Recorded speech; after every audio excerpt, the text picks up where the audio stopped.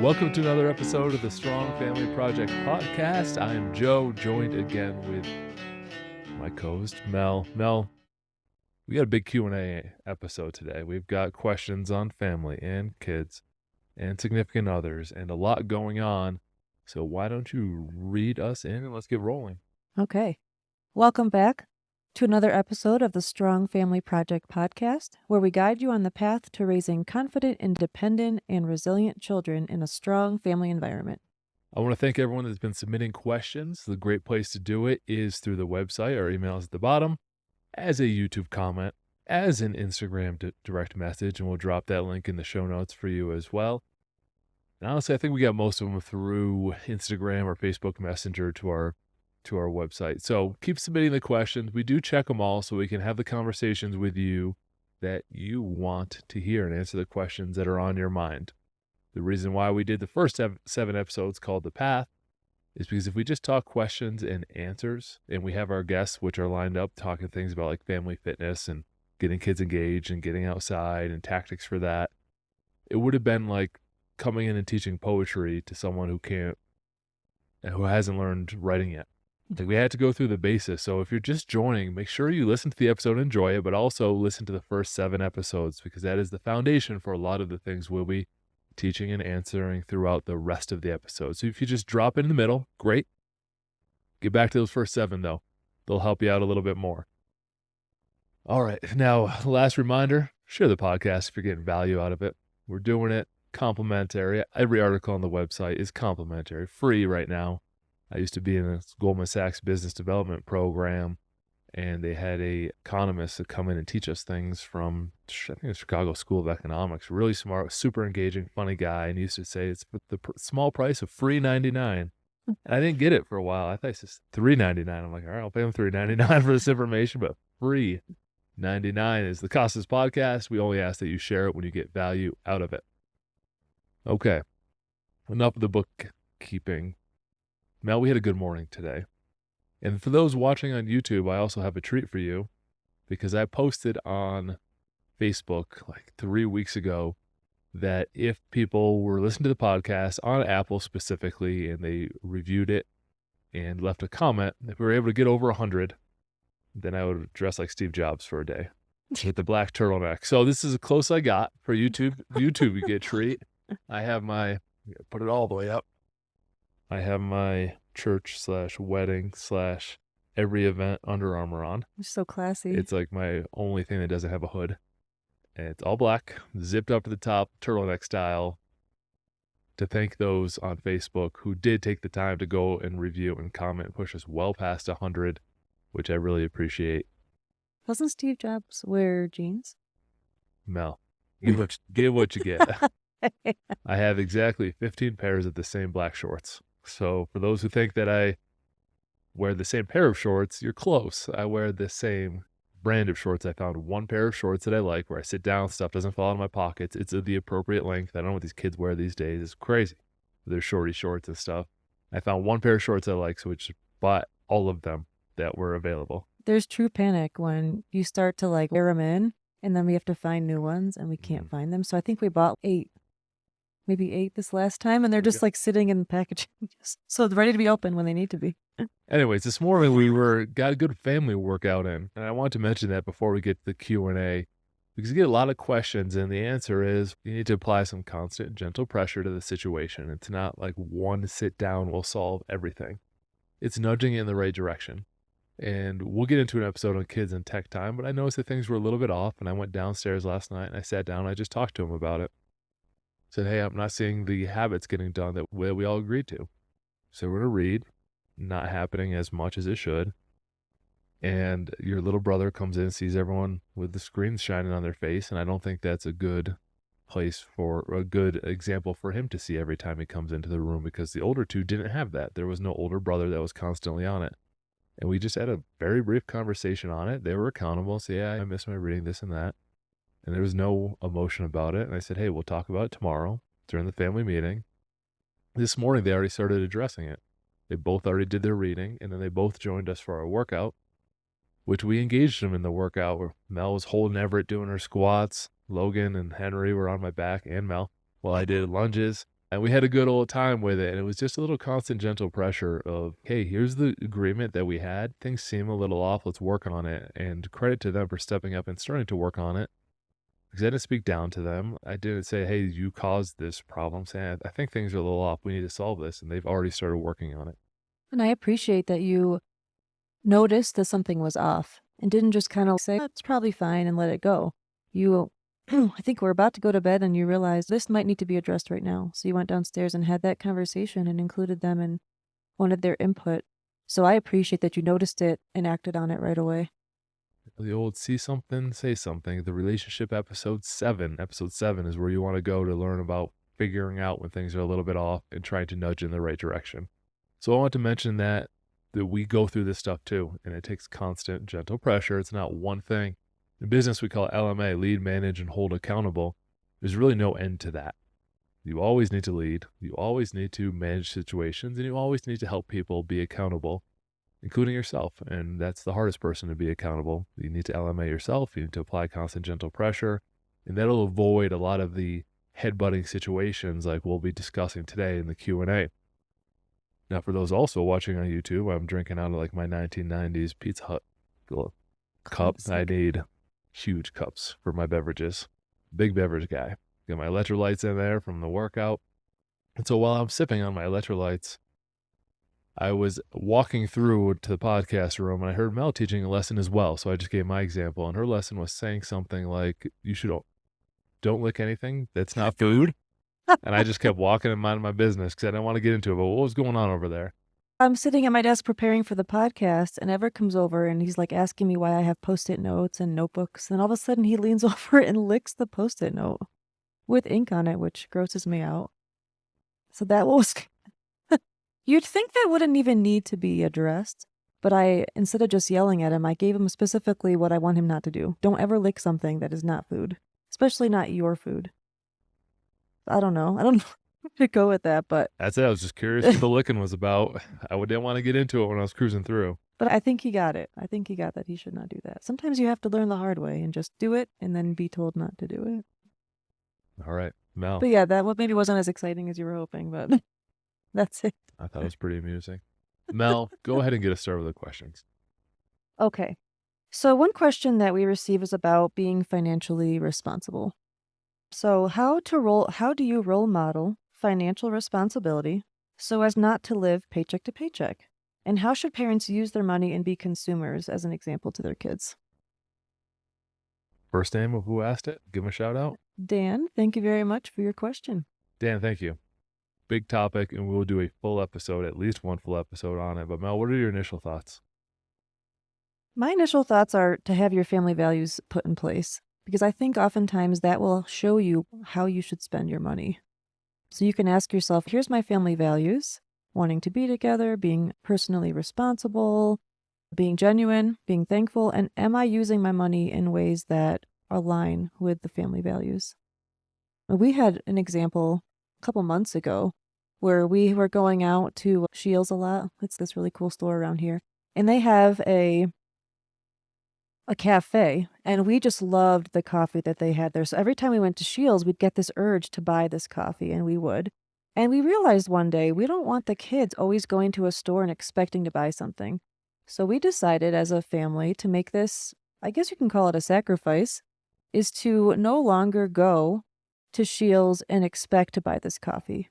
Not to say that we don't ever go out and buy some coffee, but it just became this constant expectation, and we didn't want our children to grow up and think, whenever I go to a store, I will have to buy something, or I'm going to get this urge and want something. So that was just an example that we've gone through to try to show the kids some financial responsibility. And I'm sure everybody's had this experience where you go to a store and the kids, I want this candy, it's in the checkout line. So I think us role modeling that we're going to Shields, the kids used to see us buy this coffee, we don't do it anymore, that we're following our values in that way.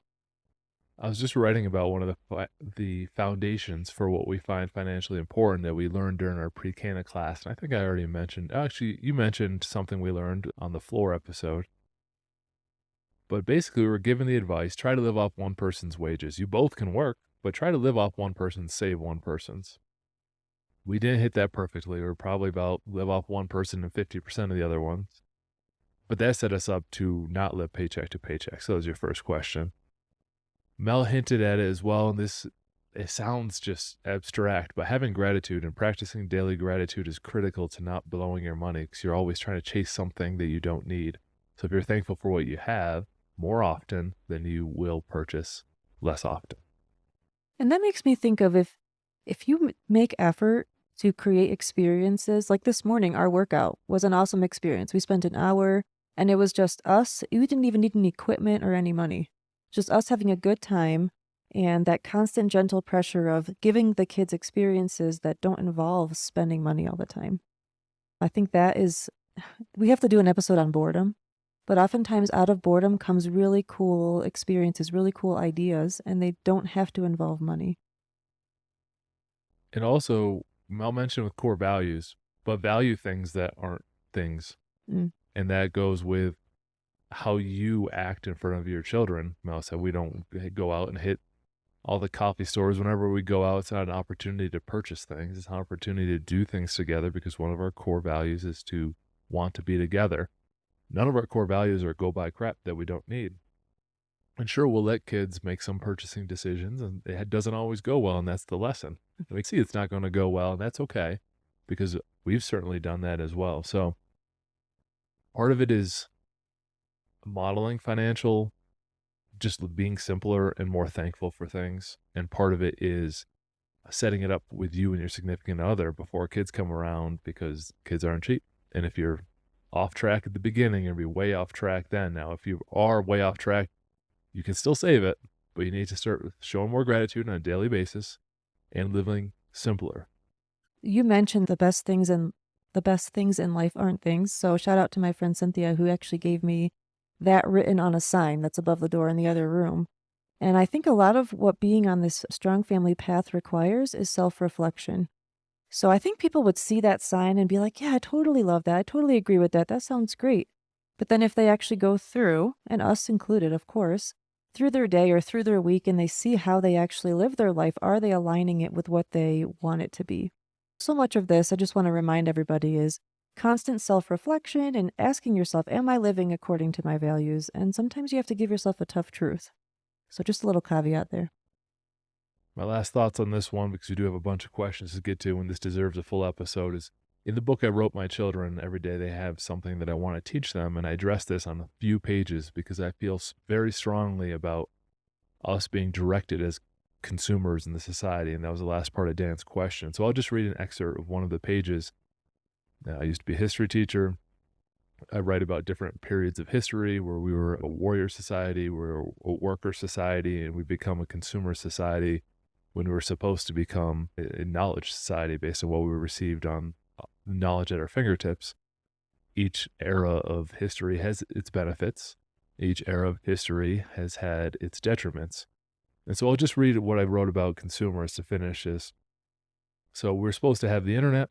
Said in theory, this was supposed to lead to a knowledge-based society where people would use their brains instead of their bodies as a means to contribute. For most people, this never happened. Instead, technology also replaced people's thinking by providing answers in your pocket and at your fingertips. And so we became consumers. Companies had another way to reach us that we always had on us. The consumers show off their clothes, latest phones, and brag about their cars. When they want to eat, they don't think about hunting for it. Like in the warrior societies, they don't think about producing it. Like in the worker society, they don't even think about making it. Like many of our parents did in the 70s, 80s, 90s. Instead, they think about what store to walk into or what drive-through to buy it at. They've become tools for a few major companies to control the production of our goods. Consumer skills are low and they are very gullible.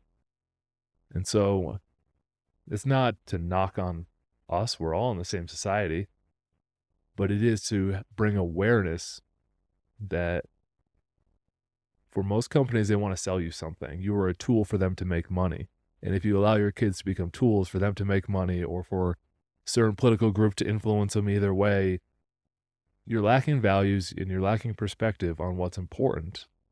And the way you get back to it is what we've been talking about. Show gratitude, have values, make those two things steer your path and not external ads and pressure and which on Instagram and all that that basically artificial nonsense. And teach skills. We talked about at the beginning, we always say that we're here to guide you on the path to raising confident, independent, and resilient children. And independent and resilient children have skills. They're not going to need to always spend money to get their needs met because they'll know how to cook meals. Or they will be fine with a car that isn't so fancy or whatever. Like having the skills allows you to feel more resilient, and it requires you to need to be a consumer less. Hey, we're going to keep going on this question. One more thing, because you're right. Talk about it with hiking, and I'll give you a more concrete example of what Mel's talking about. At the beginning, when we go hiking, we had to bring tons of equipment because we didn't have the skills. You had to bring fire starters and all this other stuff. And when you see newer hikers, for their safety, and it's okay, they have tons of gear. They're just all over the place. Now you see experienced hiker who have more skills that replaces that gear and consumerism. They're able to survive better on these hikes in the wild. I remember at the beginning, I'd be carrying a backpack and all these emergency communication devices and stuff. And then I would see someone come jogging by me with a bottle of water strapped to their hand and no t-shirt. The person had way more skills and I had way more stuff. Not saying one's right or wrong. At the beginning, you probably need more stuff to be safe. But as you become a skilled person and you get better at parenting and you don't rely on external things to entertain your kids and you connect with them and you have experiences with them, that replaces a lot of that stuff that people go and purchase to keep their kids busy. Yep. Okay, next question. All right. Shout out to Megan for this question. How do you help a child cope with the disappointment of a parent missing an event the child is involved in? Not an easy question, Mel. You go first then, because you had some experience with this. I was working many jobs. Yes. We actually went on our walk yesterday and we're talking about this, and I really had to think it through because it is a big question. And my first thought was, I don't think it's okay to be overly apologetic. But let me go back because you actually brought up a more important piece of it. I did struggle with this a lot. So when I had my first child, Logan, we opened our first gym. So suddenly, basically a month or two into having this baby, our first baby, Joe was basically gone 12 hours a day. Yeah, I was teaching high school. We had a gym in the basement. It expanded. So now I'm working 2 full-time jobs, teaching all day and running the gym before school and after.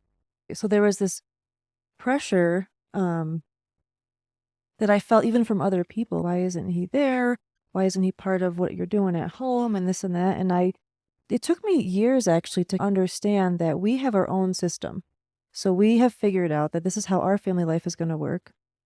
But to backtrack more closer to this question, I oftentimes was the person who would go to the school events, drive them to extracurricular activities, go to parent-teacher conferences. And Joe always wanted to be there, but because he was working, that wasn't possible a lot of the times. And on one hand, it made me a lot stronger because I was able to step up and take on that role. But it was still disappointing. So handling, first of all, the disappointment maybe of the spouse, but also the disappointment of the child. So what I learned from that is, first of all, to not be overly apologetic. I'm so sorry that daddy can't be here or mommy can't be here. That doesn't really help. It really just serves my guilt or the guilt of the person who's not there. What I found to be more useful is, first of all, to accept that your situation, your family situation might not be what you expected it to be. I used to drive home from work and I would see couples walking their baby in their stroller on the street. And I thought, I can't do that because Joe doesn't get home till they're in bed. And I had to deal with that disappointment initially. Eventually I accepted that this is our system and it works really well for us. But I had to push away other people's perceptions of what it's supposed to be. And then eventually I was able to help the kids understand the value of why our system works. So instead of saying, sorry, daddy can't be here, it was, daddy works really hard, and because he's not home, I get to stay home with you. And I will be here for you, and he will be there for your events whenever he can be. But helping the child understand that kids always think the world revolves around them, and I think that's normal. But there's going to be disappointment. We have to teach them how to handle disappointment. And I think sometimes they deserve an explanation that can, over time, constant gentle pressure, they can understand that different families work differently. People have different work hours. Both parents can't be at everything all the time. So I think it's just reality. But to review a little bit, I think it's important to not be overly apologetic. Give the child an explanation that they can understand, nothing too complicated. And also realizing that your system, the way your family works, is unique and okay. There's no perfect system. I know Megan very well, and I know she loves her daughter a ton and is at everything. Volunteers, coaches when she can, and would be there if it wasn't for an opportunity that she had to better her family if she takes it now. Like, that's all understandable to an adult. The first thing that Mel mentioned, and I know Megan tackles this alone, but if you have a partner, you have to be on the same page, which has helped us out a lot. The second part about it is, even though this is a tough situation, a tougher and more sad situation would be if your child did not care if you were there or not. So to put a positive spin on it, while this stings in the moment, your daughter loves you so much that she cares that you are there, and it is challenging for her when you're not. And I think that is a powerful perspective versus saying, oh, I go or I don't. Like, if they don't care, there's bigger problems. The fact that her daughter really cares and is raising a stink about it, yes, it stings in the moment, and it's tough to deal with that situation, but it's a much better situation. And trying to put that positive spin on it and having a real conversation about it's important. You can't be at everything. And my last bit that Mel mentioned a little bit is, it's an unemotional statement impacting them. You can say the words like, I love you very much. I wish I could be here. Here's the situation. I will be watching the video or whatever I can do to be a part of this with you. And I'm going to take some actions to push our family forward. You go do a great job, push your life forward. I'll be pushing our family forward because that's my job as a parent. And it's okay that you don't understand it right now, and I get that, and I apologize for that because you don't want the child to feel bad. But it is what it is. What it is. It's an unemotional level conversation. I think when it starts to go back and forth, it escalates too much, and now the child's invested in trying to be right and making you feel bad versus just having a straight up conversation. Yeah, pulling the emotion out of it is really important. That's, I think, where I was going when I said a lot of times what the parent is saying, it comes from a place of guilt, and I think that needs to be settled separately before you talk to the kid. Oh, I had another thought, just escaped me. I think you hit it well when you said, and I'll give you a second to think. Thank you. It's reflect back on where those emotions are coming from you and try not to explain it in an overly complicated way. And then trying to make it like it's a comparison game. Like, when I was your age, my dad couldn't go to this, or my mom couldn't go to this, and I was fine. Like, that's not the best way to explain it. It's a relationship building opportunity, and show gratitude for the child wanting you there. And try not to bring in overly complicated things that are external of the situation. And I remember what I was going to say. So again, in the vein of raising confident, independent, and resilient children, I think having them handle disappointment raises those three elements. And also, someone's taking them. I think finding a positive, a silver lining always is important. So let's say the grandparent is going to take them. Hey, you get to spend some time with your grandma. Maybe you'll go do something afterwards. So always trying to find a positive perspective. And if they go to that event and you're not there and they do well and they survive it, they've now gained confidence. It's sometimes hard for parents to realize that kids are going to separate from you. You want them to be independent. So having them go to that event, perform or whatever it might be, and they do well and didn't have to have you there, I think is important for becoming independent and resilient. I agree. Megan, I appreciate the question. Not an easy one. Hopefully that helps a little bit on nudging it forward. Okay, next question. I'm not actually sure who wrote this question, but I will read it. I want to cover the topic of women, dating, and relationships for both my son and daughter. How did you navigate the complicated topic of women from a man's perspective without offending your wife? Okay. From Larry. Shout out to Larry. Oh, thank you, Larry. Oh, That's a big question. Let me give us some softball questions. I like him. It must mean we hang out with intelligent people. And not Larry specifically, in case he's listening to this. Larry's medium. But great question, though. How do we handle these topics? I will get us started. I'm gonna take a leap of faith, and I don't know what he meant by the last line fully. But if he wants to have a candid conversation about girls with his son, he doesn't want his wife to get offended by some generalizations that he might make when he says it. I'll just assume that's it. So to avoid that, here's a project that we've been doing, and I think it is very important for every family to do. First, you define what manhood is, and you define what womanhood is. And we have the project down. I think we'll share that with you at some point. But what does it take to be a strong man? What does it take to be a strong woman? We have 3 sons, but the point is you want to identify these character traits so that, number one, they don't think girls have cooties. Number two, they think they're valuable, and these are like the really cool things and about strong womanhood. And then I think that helps them not get persuaded by females who are persuaded by society's norms when they're in middle school, high school. I don't know, act weird is what our kids say. Yeah, same vice versa. We're gonna have to. I'm not gonna put that caveat on every time, but do understand we have 3 kids, so that's why we talk about it from that perspective. We're all boys, but same for the other perspective. Like they should know. My friend Chad, who I'd love to have on the podcast, Chad Connolly, he runs a non-for-profit called 50 for the Fallen, a Green Beret in the area. I believe he just retired. And we were doing an event together, which is a 50-mile ruck to reflect on some people that we've lost in life. And it's a really cool project he does. But he did say something important almost outside of that while we were chatting during these 50 miles, which is, hey, I want to be the best father and strong leader of my family as possible so that my daughter knows what that looks like, so she knows what she's looking for. And so having your house in order is a critical component of this. Yeah, I always like to bring it back to the path. So those 7 elements of the path help you set up your family in a way where your kids will learn what would be a good idea or who to look for when they're older and what kind of things that are going to be important to them. So setting up the values.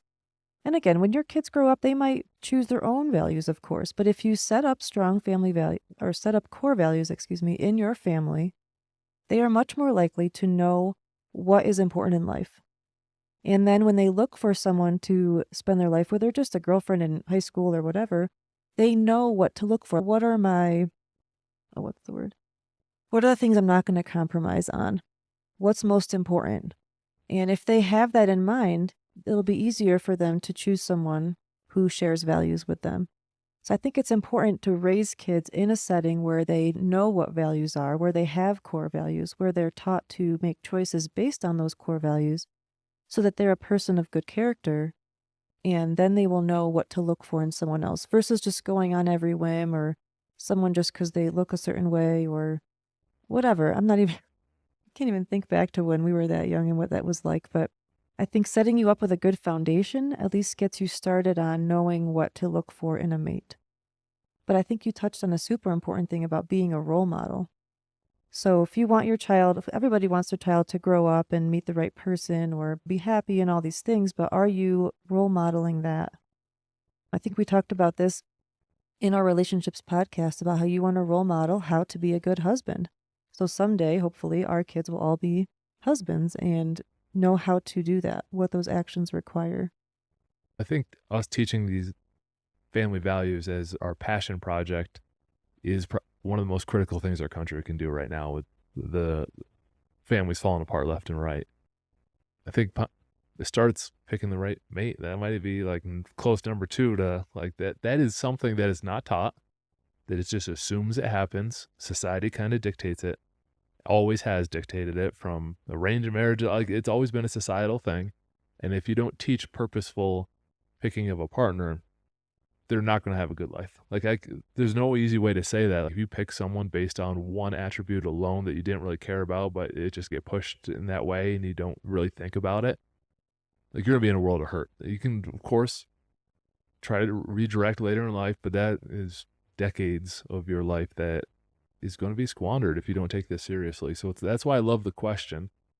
And it starts the same thing with financial responsibility. If you want financially responsible kids, be financially responsible. If you want them to find a good husband, be a good husband. If you want them to find a good wife, be a good wife. Now, Larry's also asking us, how do we have this conversation?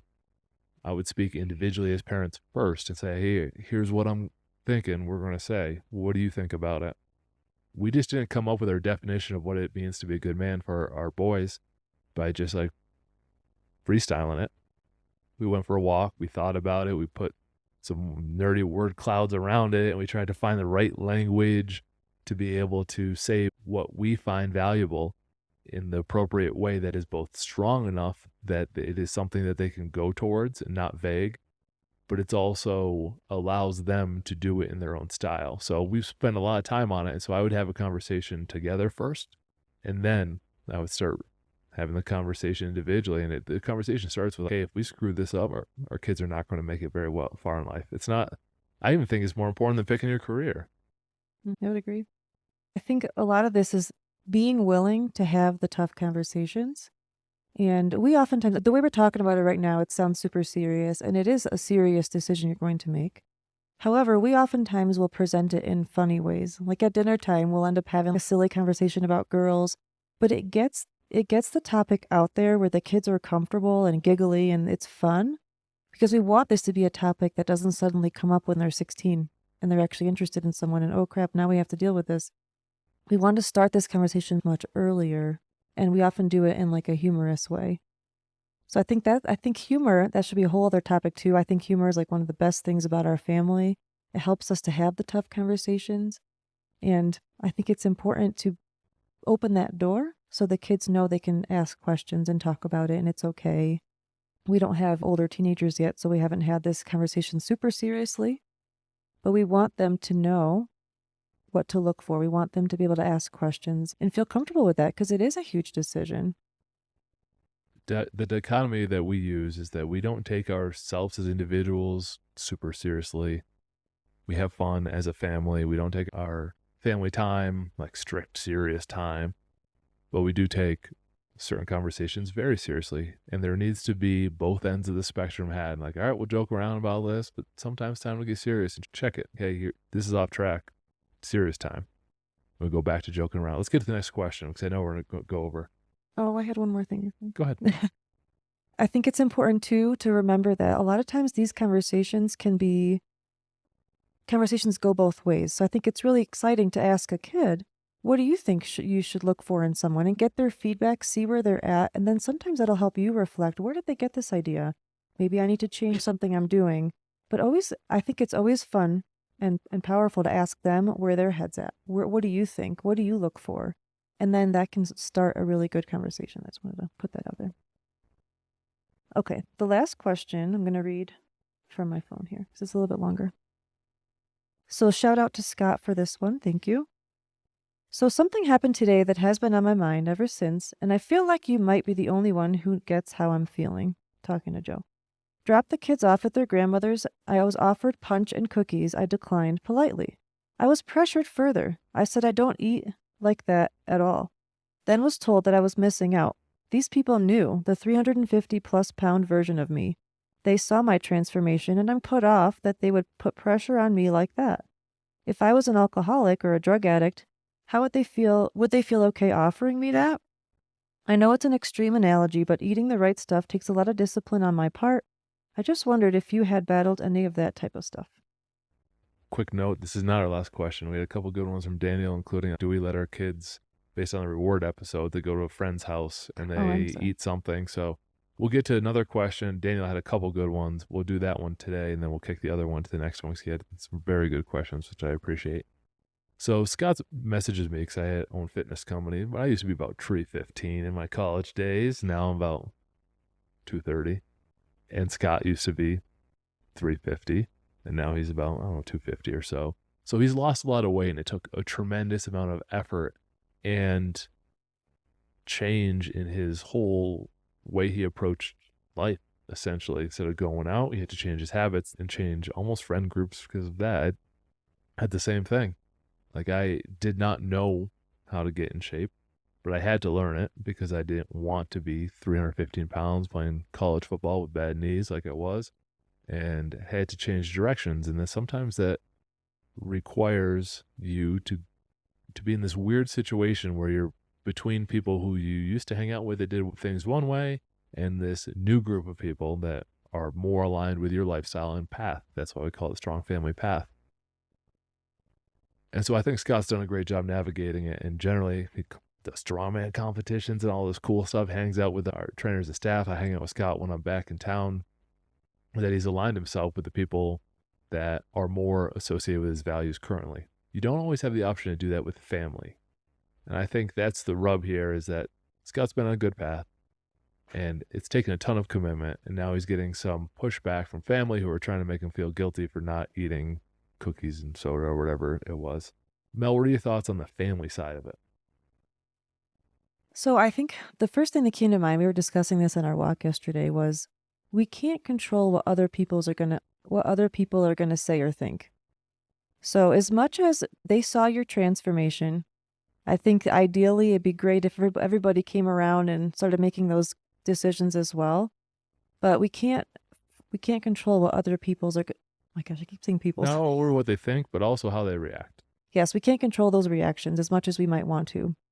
So my thought was, I think it's important to acknowledge, I appreciate that you made these cookies or I appreciate the offer, but that's just not how I'm eating right now. So it's like acknowledging where they're at because you can't control what they're going to do or react. But then also being very clear and firm in where you're at. So thank you for the offer. I don't eat that anymore. So I think I think what you have to avoid is getting defensive. If you get upset and say, you know that I've lost weight, you know that I can't do this, that doesn't help. I think simply making it again, this is a theme for us, not emotional.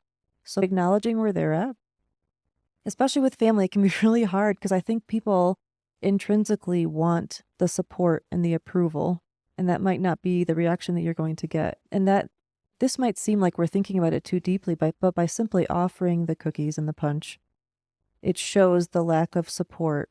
And I think that can be very hurtful, but to try to keep the emotion out of it and stand firm to where you're at because you know you've made a lot of progress.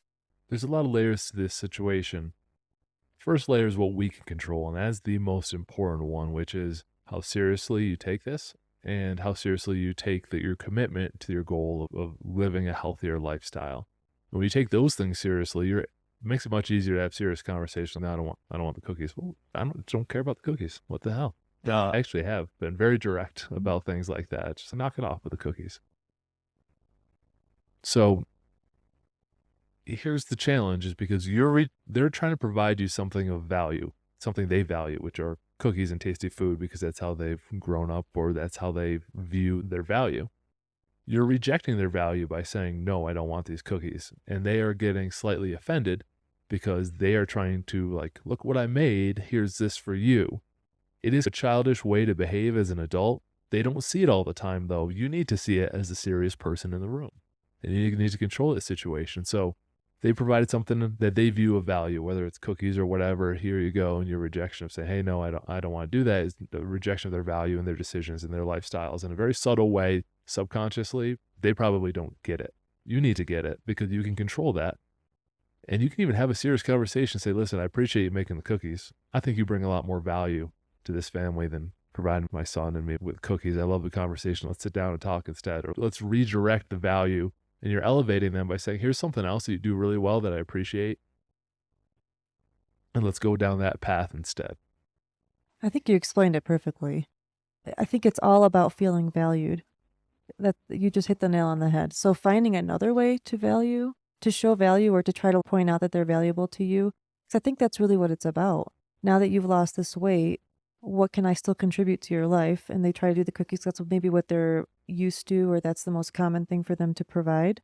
But to try to find something else that they value and bring that out, that's really special, I think. That could actually take your relationship to a new level. But again, it's all coming from what you can control. And that might not go well and whatever, but I think it's really important to still keep on. And the example you gave in your question about an alcoholic and offering someone alcohol if they're in recovery, that can really help. It's almost a great example because if you think about that in the moment, it helps you to stay focused on what your goals are.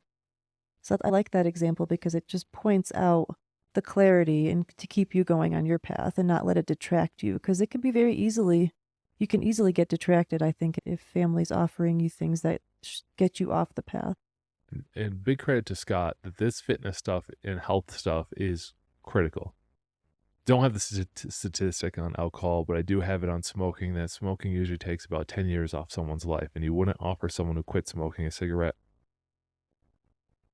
Living with obesity and the diseases that come along with it are taking an average about 23 years off someone's life currently. And people still think it's okay to ship cookies and promote this lifestyle because that's how they grew up. They don't think about it. And I think that's important is that can't assume malicious intent like this lady wants to get you fat. It's like she wants to show her value by giving you the cookies. And that's a different mindset for you to take. Hey, she's trying to do something nice. This is what she had valued during her life. There's no malicious intent here. When you reject the value, they might get sensitive and say something like, oh, you've changed. Okay. Yeah, I'd have. And that's a fact. And then the last thing I want to say on it is establish serious boundaries. Serious people have boundaries. And so when you laugh and joke all you want, when a boundary is stepped over, you let the person know and you check them a little bit verbally, hopefully, but you just say, Right. hey, like we're not going down this path anymore. Let's knock this off. There's so much more that you bring to the table that I value. So we're not having this conversation anymore. It's okay to do things differently. The previous question when I was talking about how our family structure with Joe working and me being home it was playing out differently than I expected. But then after a while, I realized this is our system. It's working for us. It's okay to do something that's not the expectation, like the general societal expectation. And it's similar here. You'd think everybody might think, yeah, it's great to be healthy and I want to do that. But then it's almost like you're actually taking action on it and doing it. And you might not get the support that you hope for, but that's okay. What you're doing is still good and okay. And if it's what you want for yourself, it's okay to stand up for that and make sure to make the boundaries very clear. Because I think oftentimes that can create guilt in people. You feel bad. And I don't think you should feel bad about standing up for what your values are and for what you're about. Practice it and they'll start feeling better. Every situation's an opportunity for you to get it right and build the momentum in that direction. I do want to get to the last question and shout out to Daniel who asked it via Instagram. He asked a few. And again, I'm just cover one that's along this vein and we'll get to the rest of them because Daniel, I believe I don't know him as well, has a significant other, no kids yet, but he's planning ahead, which I want, if that's right, I know one question we answered from Tucker was the same situation that they're thinking ahead, which is amazing to see a generation of people planning ahead for this stuff, which gives us hope. Daniel asked a question, I think it was based off our rewards episode, where I said that, hey, like I don't care about birthday cake. I don't care about Christmas cookies. I don't care about Halloween candy and all those traditional things that don't align with our values. And so I just don't partake in it. Instead, we have experiences. My son Henry did 1,011 pull-ups on his 11th birthday. He did 1,010 on Thanksgiving. I did 4,140 on my 40th birthday. We created these experiences and events. And Daniel said, what if they go over to a friend's house and they're offered cake or cookies? How do we handle it? Similar vein that we're just talking about. And I think there's a bigger question underneath it, which we're not going to get to on this episode, is how do you handle when your kids hang out with people who don't share the same values, and how do you handle that conversation? But we'll do a surface level today on the cake and cookies, and we'll use it as almost an example of the bigger picture. Mel, what are your thoughts? We try to live our life in balance. We don't ever say to the kids, like, you can't ever have chocolate or you can't ever have cake. That's just silly. So I think the first thing that comes to mind for me is living in balance. So if you're at a friend's house and they offer it to you and you really want it, I think that's okay. But I think there needs to be a balance, that if they then come home and start expecting you to always have cake around or something, then things are out of balance. But it's almost like people say, eat things, you can eat it, whatever, but in moderation. I think that's where my mind is going, is to keep things in balance. Where I'm going is similar to the earlier questions, is you need to live your life like you're creating an aspirational identity for your children and your family to follow as best as you possibly can.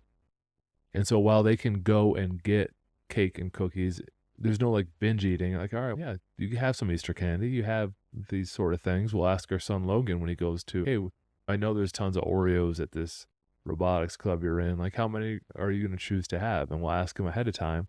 And he can choose, and okay. And that just puts up a little barrier around it. You say, oh, I'll have 2 Oreos. And he does a good job with it. And he's learned how to moderate it versus thinking like, oh, this stuff is bad. It is bad. It's garbage. But I digress. The societal temptation to have it is understandable. And I don't want them to view that as like, here's what everyone else values, so I should value that too. Hey, that's not how I live. And I don't act, this is important, I don't act like not having cookies is a sacrifice to my life. I act like it's a benefit to my life. So if you act, oh, I'm not having cake, like I really want some, I really want my pizza, but oh, I'm doing without. It's going to create questions in your children's mind on why you're doing it. Like, I'm glad I don't get to eat this because I don't have a stomachache tomorrow. I will feel better and it'll further my life a little bit more. And having it from a positive perspective is important when you're having these conversations. We don't say don't eat cake or create like these rigid rules that'll cause them to when they go off the edge and they leads to binge eating and things like that. We just provide a different perspective and we live a different way.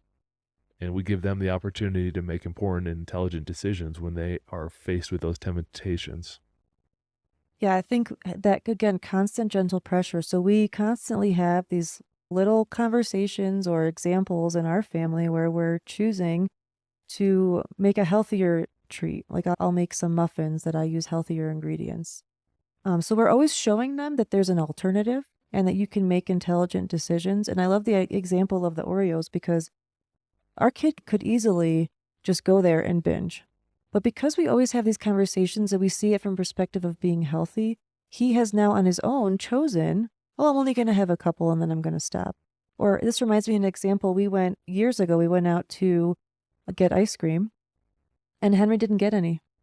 And this is, I think, when Joe was starting to be talking more about not dieting, but like a healthier choices of food. Henry and I were going to go climb a mountain and he wanted to get in shape for it. And this was a week prior and he knew that we could go climb this mountain, high peak in the Adirondacks. I think he was 4 or 5. And then afterwards he could have his ice cream because then he doesn't want to eat it and get feel sick and slow down his progress. Like it's a big challenge. And so he just put it off till later. But when we were sitting there and we were all like guiltily eating ours and he wasn't, it really stuck out to me and I won't ever forget it. The fact that my child, because of a conversation that we had brought up, because of the discussions we've had around food, had made that decision for himself. And what we were doing was okay too, but we praised him for it and for being able to control himself in that way. I thought that was really special, but that only comes from having these discussions and being role models. And that was just a really special thing that he did. And I think even with when you're full, you can stop. Like I grew up and it was always like, you should have seconds and thirds and all that. So finish your plate. Like I made this for you. So it's like listening to your body. So he was listening to his body with what his needs were for this hike and preparing for that. There's starving kids in Africa that would eat that. I still struggle with that though sometimes. Like if a kid has a half empty or half full plate, it's like instead of saying, aren't you going to finish that? Try to say, are you full? If you're full, okay. I think we're getting a little off topic here. But giving them the choice and then I think having the conversation so when they go out at that other friend's house or out to a club where there's snacks, they know they have a basis for how they're going to make the decision about what to put in their mouth. This is one of our longer episodes, so let's land this plane. This fake turtleneck with the zipper all the way up keeps catching on my wispy beard hairs. And so I think we've had enough for one episode and probably you too. If you have any questions that you would like us to chew on, email us at strongfamilyco@gmail.com. Hit the Instagram link in the show notes to send over a DM, which is a great way to communicate with us. We can go back and forth and get some clarity on the stuff. And if you found this valuable, you have to share it. So that's why we keep coming back for you. Talk to you on the next episode.